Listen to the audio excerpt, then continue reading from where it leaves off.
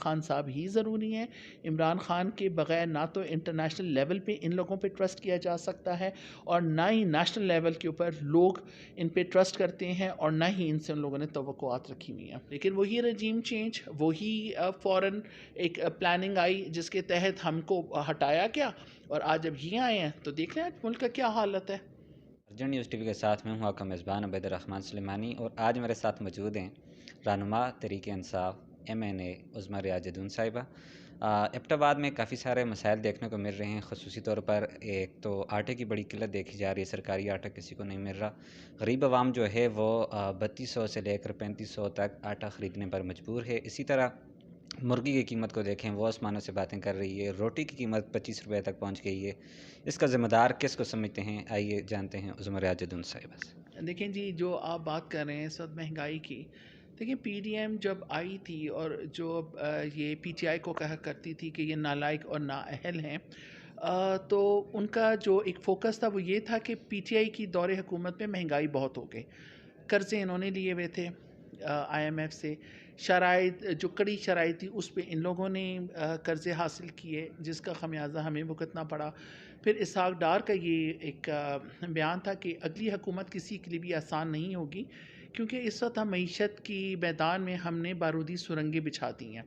یہ بھی ان کا بیان سامنے تھا. ہم نے حکومت دی اور پھر بدقسمتی ہماری تھوڑی یہ رہی کہ 2 سال کووڈ کی نظر ہمارے ہو گئے، اور اس میں جو خان صاحب کی پلاننگ تھی وہ اتنی بہترین پلاننگ رہی کہ انٹرنیشنل لیول کے اوپر بھی پاکستان کے اندر پاکستان کی اکانومی کا جو پلاننگ تھی جو خان صاحب نے بنائی تھی اس کو لوگوں نے بھی اپریشیٹ کیا، اور انٹرنیشنل فورم پہ بھی خان صاحب کو اپریشیٹ کیا گیا.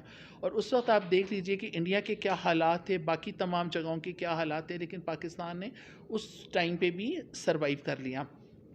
1 سال ہماری حکومت رہی. 1 سال کے اندر جتنے بہترین فیصلے ہو سکتے تھے، عوام کو جتنی سبسڈی دی جا سکتی تھی ہم نے دی. لوگوں نے ہم پہ اعتبار کیا، ہماری ٹیکس کلیکشن زیادہ ہوئی اور ہمارے فورن ریزروز بڑھے. سارا ایک اسموتھلی ایک چیز چل رہی تھی. لیکن PDM نے ہماری اس وقت کی جو مہنگائی تھی کہ سپوز ہم 120 کا ہم انٹرنیشنل مارکیٹ سے تیل لے رہے تھے اور ہم 140 اور 145 کا بیچ رہے تھے.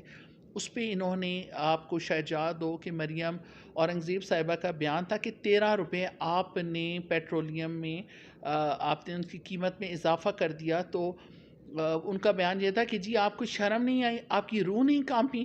اور آج جب آپ نے پیٹرول 140 سے 250 پہ آپ لے کر چلے گئے تو میں کہتی ہوں آپ کی روح کانپنے کی جگہ آپ لوگوں کو تو فوت ہو جانا چاہیے کہ اتنی مہنگائی آپ نے ایک عوام، ایک غریب ملک کی عوام کے اوپر آپ نے ڈال دی ہے. آج لوگوں کے لیے آٹے کا بحران شروع ہو گیا، آج لوگوں کے لیے سبزی کھانی مشکل ہوگی. مرغی اور گوشت تو آپ چھوڑ دیجئے، لوگ اب یہ چیزیں تو خوابوں میں سوچ سکتے ہیں، خرید نہیں سکتے. تو وہ لوگ جو مہنگائی کا منشور لے کر آئے اور انہوں نے بہت زیادہ شور مچایا ہمیں نالائق اور نااہل کا، یہ 13 جماعتیں، ان کے ایکسپرٹس سارے اس وقت ساتھ موجود ہیں، ان کی اپوزیشن کرنے والا کوئی نہیں ہے. تو ان کو تو بہترین پلاننگ لانی چاہیے تھی، پاکستان کے لیے بہترین پلاننگ ہونی چاہیے، پاکستان کی عوام کے لیے ریلیف کی پیکیجز ہونے چاہیے. آج آپ دیکھیں کہ آج غریب سے آپ نے روٹی چھین لی. تو مجھے نہیں لگتا کہ یہ جو 13 جماعتیں ہیں یہ پاکستان کو کہتے ہیں نا پستی میں دھکیل رہی ہیں پاکستان کو. اور آج پوری عوام نے یہ دیکھ لیا کہ 13 جماعتیں جو پہلے تو ایک دوسرے کو گریبان چاک کر کے پیسے نکال رہی تھیں، ایک دوسرے کے پیٹ کاٹ کے پیسے نکال رہے تھے، ایک دوسرے کو گلیوں میں گھسیٹ رہے تھے، آج وہ سارے اکٹھے ہو کے شیر و شکر ہو کے بیٹھ گئے صرف خان صاحب کے خلاف. اور خان صاحب کو ہر طرح سے یہ بلیم دے رہے ہیں، جبکہ 70 سال سے آپ لوگوں کی حکومت تھی. 3 سالوں کے اندر خود بھی یہ مانتے ہیں کہ ہماری معاشی پالیسیاں اتنی اچھی تھیں کہ ہم نے پاکستان کو ایک ٹیک آف پوزیشن میں لے کر چلے گئے تھے. اور اگر پاکستان ٹیک آف پوزیشن میں چلا جاتا تو انشاءاللہ بہت جلد ترقی کی راہ پہ گامزن ہو جاتا. لیکن وہی رجیم چینج، وہی فوراً ایک پلاننگ آئی جس کے تحت ہم کو ہٹایا گیا، اور آج جب یہ آئے ہیں تو دیکھ لیں آج ملک کا کیا حالت ہے.